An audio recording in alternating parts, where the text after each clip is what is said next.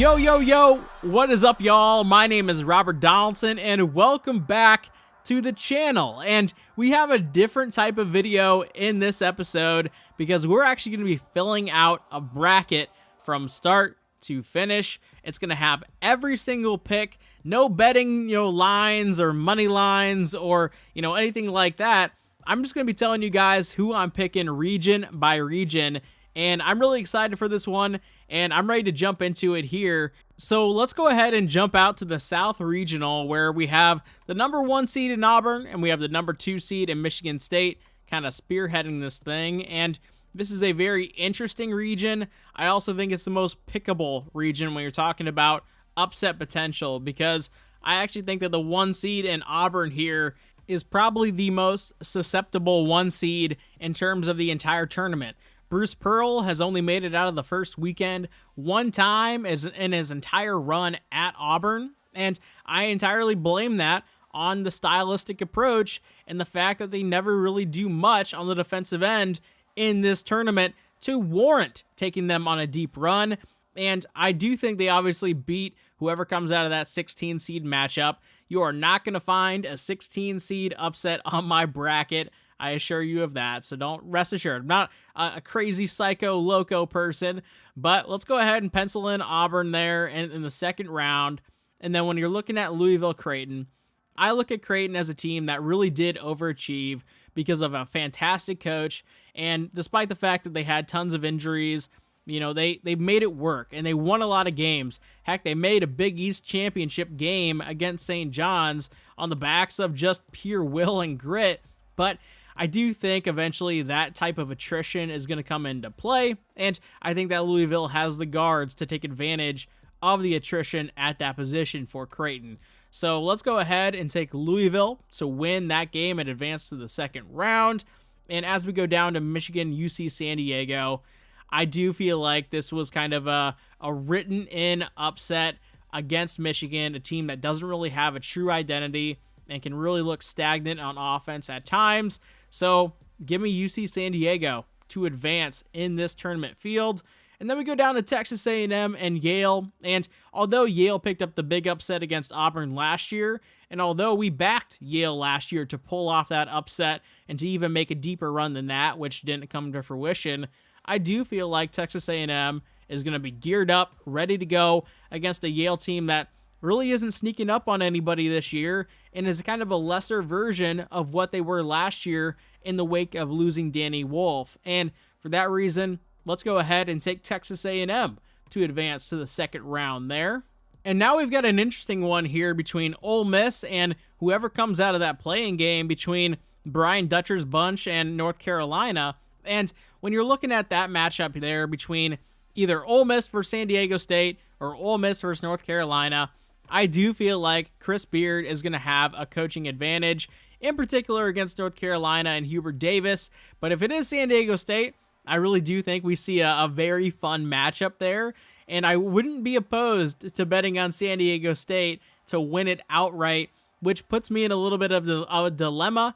Because of the uncertainty right now, I'm going to go ahead and fill in Ole Miss to advance, but again, I might change that if San Diego State does come out of that play-in game against North Carolina. And then we go down to Iowa State Lipscomb.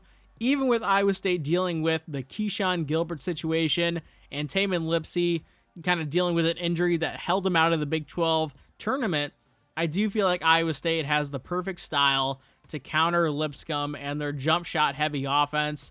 And for that reason, I do think that Iowa State advances, and I think they advance pretty strongly there. And then we have Marquette and New Mexico, and I do think New Mexico ends up beating Marquette. I do think that Shaka Smart's a great coach, but this New Mexico squad is a very good team, and after last year kind of falling short against Clemson, I think they bounce back and advance to the second round. And then you look at Michigan State Bryant, no real analysis there other than, I think Bryant's a very good team. They're athletic. They're very talented for the mid-major level, but Michigan State is the perfect counter in that matchup. This is not your traditional crafty point guard-led Michigan State team. This is a Michigan State team with a ton of athletes. So let's go ahead and advance them to the second round. And as we look at those second round matchups in the South Regional, I'm going to take Louisville to upset Auburn. And again, I don't care if it's Louisville or Creighton in the second round. I actually think that Auburn's going to get picked off by either squad. So give me Louisville to knock off Auburn in the second round there. And then we're looking at UC San Diego taking on Texas A&M. I do love UC San Diego. I think they make it a great game, but ultimately, I think Texas A&M on the back of their guards and their great coach and Buzz Williams and that balanced style of approach is going to be able to get it done and advance them to the Sweet 16. And then we're looking at Ole Miss taking on Iowa State. Man, what a really fun head coaching matchup in this game if we get it. And Iowa State, in my opinion, would have a little bit of an edge just in terms of their talent and also their head coach. I love Otzelberger. I also love Chris Beard, but I do think that Otzelberger's out to make a little bit of a statement this NCAA tournament, and I will take Iowa State to advance in that game. Then we're looking at New Mexico taking on Michigan State, and I do think that Michigan State is kind of geared up in the same way that Iowa State is to make a run in March. Izzo really hasn't made a deep run in a little bit now, and I do feel like this team is poised to do so. So let's go ahead and take Michigan State to advance to the Sweet 16 there. All right, so now our Sweet 16 in the South Regional is set. We have Louisville taking on Texas A&M, and in that matchup there, I am going to advance Texas A&M and Buzz Williams. I think they're geared up to make a run, and I think they're better than the Louisville squad on the other side. That's going to be very, very jump shot reliant. So give me the Aggies to advance to the Elite Eight in that game there. And then we have Iowa State taking on Michigan State. You want to talk about another great head coaching matchup. This is going to be a really fun one if we end up getting it. And I do think that Michigan State is going to end up winning that game. And I do think we're going to have the field set for a Texas A&M Michigan State matchup in the Elite Eight. And when you're looking at this game here, I am going to begrudgingly take Michigan State. We do have a future on A&M to, advance to the Final Four and also potentially even the championship game, but that approach is more so based on the betting side of things and extracting value.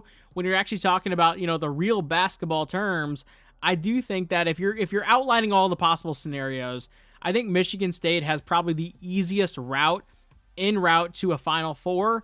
And so even if this matchup isn't Texas A&M, for example, for bracket filling purposes, I am going to take Michigan State to advance to the Final Four, and that is going to set it for the South Regional. So let's go ahead and head on down to the West region in this tournament field. All right, here in the West region, we have the 1 seed in Florida and the 2 seed in St. John's. And let's go ahead and start off with Florida, knocking off Norfolk State. Norfolk State, great year, but Florida is a powerhouse. And then that second game, UConn, Oklahoma. I am taking Oklahoma. I think they're the better team. Once again, I've said this multiple times. UConn is a shell of themselves, and I know the narrative this year is going to be, well, this is the back-to-back champion. You can't just write them off. Well, I'm easily going to do so. I don't think that UConn is a very good team this year. So get them out the paint. Oklahoma is advancing to the second round. And then when you're looking at Memphis taking on Colorado State, I do feel like this is probably the easiest 12/5 upset on the board. Memphis is dealing with some injuries right now as well, and Colorado State might be one of the hottest teams in the entire country, and I do feel like the Rams are going to get that one done. Then you have Maryland taking on Grand Canyon. I did bet on Grand Canyon for the money line, but in terms of actual real basketball and removing the value element from just a straight up winner, I do think that Maryland ends up getting that game done. And then we move down to Missouri taking on Drake. I think that Drake plays the perfect style to mess with a high variance team like a Missouri. So let's go ahead and advance the Bulldogs to the second round. And then Texas Tech, UNC Dub. If Texas Tech is not fully healthy, they have a really good chance of getting picked off in this game. But ultimately, I do think they're probably healthy, and I do think they advance to the second round there. And then Kansas taking on Arkansas. easily writing in Kansas. I feel like they are just so well coached above a John Calipari. And also, when you're talking about Kansas's roster talent, they are probably one of the most talented teams in the entire tournament, let alone this game. So give me Kansas to advance to the second round there. And then St. John's, Omaha. Give me St. John's. No other analysis needed. I think Omaha's had a great year, but I do think that St. John's gets that one done pretty darn handily. And as we look at the second round with Florida taking on Oklahoma, I think that Florida is on a collision course to get to the national title, and I don't think Oklahoma or UConn are going to stand in their way in this matchup there. And then we're looking at Colorado State taking on Maryland. I am going to take Maryland. Again, I think that Colorado State's going to be alive in that game, and from a betting standpoint, I want to have that betting potential on my side or that betting value on my side, but I am going to take Maryland just to win that straight up in an individual one-off matchup. And then after that game there, we're going to be taking a look at Drake taking on Texas Tech. I really love Drake, but Texas Tech basically runs the perfect style with the perfect amount of talent to counter everything that Drake is going to throw at them. And for that reason, give me Texas Tech to advance to the Sweet 16. And then we have Kansas taking on St. John's. This is a very interesting game. I'm going to go bold here. Give me Kansas to knock off St. John's. I get it. St. John's is a very well-coached team. Rick Pitino is the guy. I mean, he is the Don of college basketball. He is the best coach in college basketball, but Kansas is also really well coached. And if they can catch lightning in a bottle in this tournament, they can beat anybody. And unfortunately, St. John's is drawing them as a 7 seed here in the second round. So give me Kansas to advance there. And now our Sweet 16 is set. And the first matchup we're taking a look at here is going to be Florida taking on Maryland. And again, do I think Maryland's a good team? Yes, but here's where I think their run ends. Give me Florida to advance to the Elite 8. And then we have Texas Tech taking on Kansas. And I am going to take Texas Tech. They are the better team. They showed that they were the better team in the regular season. And I get it. You know, it's tough to beat a team 3 times, in particular this Kansas team. And I do think we get a good game in this matchup for what it's worth. But I think that Texas Tech gets it done and advances to the Elite 8. And then when we're looking at that Elite 8 matchup there between Florida and Texas Tech, give me Florida. I think that Texas Tech is going to be well alive in that game, but Florida right now is playing on a different level, and I would have a future bet on Florida to win the whole thing if their futures market wasn't smashed to all hell, because what happens if Florida has some injuries or, you know, just ends up kind of having that off game? They are a team that could lose in this matchup to Texas Tech, and that's why we have a future on Texas Tech. But from a straight-up standpoint, give me Florida in that game. And now, let's go ahead and head over to that Midwest region. And here in the Midwest, we have Houston at the 1 seed, and at the 2 seed, we have Tennessee. And let's start off with Houston advancing past SIUE. And then in that Georgia-Gonzaga game, I mean, this is a crazy 8-9 matchup here, but give me Gonzaga to advance to the second round. And then, as we take a look at that Clemson-McNeese game, give me McNeese to upset Clemson and Brad Brownell. I do feel like McNeese fell flat last year and gets their redemption this year under Will Wade. And then give me another upset here as well, as I think High Point is going to beat Purdue, and we're going to have a crazy little set of games in this region to start things off. But give me High Point to advance past Matt Painter's bunch. And then we are taking a look at a play-in game between Texas and Xavier taking on Illinois, whoever comes out of that game. And I do feel like whoever comes out of that game is going to beat Illinois, whether it's Texas or whether it's Xavier. I tend to think it's Xavier, and I'm willing to take Xavier to advance past Illinois. And then we have Kentucky taking on Troy, and I'm going to take Kentucky to advance pretty handily here. This was actually a near bet for me, and the biggest reason why is because Kentucky as a program last season lost to Oakland and Greg Campy, and Mark Pope with BYU last season lost to Duquesne in the first round as well. So I do feel like there's a little bit of a redemption arc with both the program and the head coach. So give me Kentucky to advance to the second round. And then we have UCLA taking on Utah State. I think that UCLA wins that game handily. And then we have Tennessee taking on Wofford. And I do think that Wofford might be able to put a scare into Tennessee in the first half. But ultimately, Tennessee is more athletic. They have the better size. They are way, way more talented. And I do feel like they'll end up grinding down Wofford eventually there. So give me Tennessee to advance to the second round. And then let's go all the way up to the top again, where we have Houston taking on Gonzaga. And I actually am going to take Gonzaga in this matchup. Unfortunately for Kelvin Sampson, for whatever reason, he is getting some ridiculously tough draws 2 years in a row. Last year in this 8-9 matchup when they were the 1 seed, they took on Texas A&M in a crazy game. They ended up winning that game, but it was very, very close, and it went to overtime. And this year, I do think that Gonzaga is going to put the fear of God into them as well. And I actually do think they're going to come to that fruition of actually winning the game in that 8-1 matchup. And then, as we take a look at that next game there between McNeese and High Point, I do think that McNeese is going to win that game. I just think Will Wade is further along in his career than Alan Huss, and the talent also sides with McNeese in that matchup there. And then we have Texas or Xavier taking on Kentucky, and I do feel like Kentucky is going to find a way to win that game as well and advance to the Sweet 16. Ultimately, I think actually, that's going to be a really fantastic game, and it wouldn't surprise me if the Xavier or Texas team advances past Kentucky, but I am going to take Kentucky to advance to Sweet 16. And then we have UCLA taking on Tennessee. Although this is a very fun brand matchup, I am going to take Tennessee and Rick Barnes to advance to the Sweet 16. And that sets our field. We have McNeese taking on Gonzaga. This is a rematch from last year's tournament, and I do feel like Gonzaga is going to be able to not replicate what that outcome was, but at least win this game handily.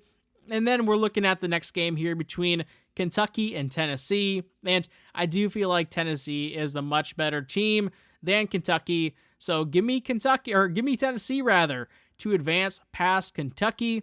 And then we have Tennessee taking on Gonzaga. I'm going to be taking Tennessee to beat Gonzaga in this matchup. I do feel like Tennessee is just one of those teams that has been gearing up for multiple seasons over and over again to make a run in March, and I do feel like this is going to be the team that makes that come to fruition.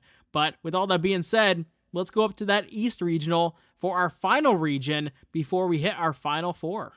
All right, when we're looking at the East region, our 1 seed is Duke, our 2 seed is Alabama, and let's go ahead and start with Duke. I'm going to take them, obviously, to beat American or Mount St. Mary's. And then when you look at that 8-9 matchup, I am going to take Baylor to advance past Mississippi State. And then Oregon versus Liberty. Very fun game, but I do think that Dana Altman and Oregon find a way to advance late in that game. And then we have Arizona-Akron. I know that a lot of people are on Akron. I totally understand the appeal. At the same time, I do feel like because of all the narrative that swarms around Arizona, this is going to be a team that's going to be geared up to make a run, especially with a lot of veterans on that roster. So give me Arizona to advance past Akron there. And then we have BYU taking on VCU. VCU is my team of March. I feel like they could make a really deep run in this NCAA tournament field. So give me VCU to advance past BYU. And then when you're looking at Wisconsin-Montana, I smell a blowout in that game. Give me Wisconsin to advance past Montana. And then Vanderbilt taking on St. Mary's. I do think that Vanderbilt makes this a close game. And also the scoring propensity for St. Mary's also kind of makes me a little bit trepidatious to think that this is going to end up in a multi-possession outcome. But give me St. Mary's ever so narrowly. I kind of went back and forth on this one. I think Vanderbilt covers the actual game spread, but give me St. Mary's to advance to the second round. And then give me Alabama to beat Robert Morris. I do think that Robert Morris is alive, but from a bracket standpoint, give me Alabama. Not many people are taking Robert Morris to pick off that upset, and I don't need to be a crazy contrarian, in these bracket pools for that reason. And now our second round is set, so let's go ahead and head up to the top where we have Duke taking on Baylor, and go ahead and give me Baylor. I do believe in this Baylor bunch. I also believe in Scott Drew and the athleticism and the NBA talent and just the college talent that this roster has in store for Duke. And I don't know if Duke's really been truly tested this year in a lot of different spots. We've also seen them drop some games against a Kansas, in non-con play. And when they beat Auburn, the number 1 seed in the tournament, they had them in Cameron Indoor. Well, this is going to be a neutral site, I guess a neutral site, quote unquote, in Raleigh, but I think that Baylor has a really good chance to upset Duke, and I don't like the Duke viability long-term regardless. So give me Baylor there. And when you're looking at Oregon taking on Arizona, I do think that Arizona ends up winning that game. And then we have VCU taking on Wisconsin. I'm extending the VCU run here. I think they make it to the Sweet 16 and get past Wisconsin or Montana, whoever comes out of that game. And then we're taking a look at St. Mary's taking on Alabama. Give me Alabama to advance past St. Mary's there as well. And now we have the Sweet 16 where we have Baylor taking on Arizona. Give me Arizona to beat Baylor. I think this is where Baylor's magical run kind of comes to an end. Arizona has shown that they can compete in a tournament setting, and I do think they end up getting past Baylor in that game. And then we have VCU taking on Alabama, and call me crazy all you want, but I think that VCU is going to make the Elite Eight over Alabama. And honestly, I do think there's a real solid chance that Alabama gets picked off even before the Sweet 16 in this matchup. And so I do want to bet against that run going too deep into the bracket inherently as well. But give me VCU. I love this team. I really do believe that they are about to be the story of March Madness. And with that, we have our Elite Eight in the East Regional set in place between Arizona and VCU. And I do feel like VCU's Cinderella story comes to an end here. I'm going to advance Arizona into the Final Four. And, they're a very volatile team. I totally understand it, but they've got enough veterans. They do have some really great guards, and I think they can make this run if the cards fall where they fall. And in this scenario, I do think they end up falling in the direction of Arizona. But when you look at this Final Four here, we have Michigan State taking on Florida. We have Arizona taking on Tennessee, and I really do love these matchups, but let's go ahead and start with Michigan State taking on Florida. And in that matchup there, I like the Florida Gators to advance to the national championship game. I think they're playing the best basketball out of any team down the stretch. And on the other side, with Arizona and Tennessee, I'm going to go ahead and take Rick Barnes and Tennessee. I know the narrative behind Rick Barnes. He can't get it done in March, but this team just feels absolutely different. This is a great balanced team. They have a great offense. They have a great defense. They have size. They have that grittiness and athleticism at the point guard position that I really want to buy into this time of year. And for those reasons, let's go ahead and put Tennessee against Florida in the national championship game. And when you look at this matchup here, I think it's very, very fitting that the conference that put 14 teams into the field, by far the most teams from a one conference being entered into the NCAA tournament field ever, I do feel like there's a really high chance and really high probability that we do see two SEC teams make it to the national championship game, which I'm sure will spark discussion. But we've got Florida taking on Tennessee in this matchup, and I'm going to go ahead and take the Gators. I think the SEC championship game that we just saw between these two teams served as a really good precursor, because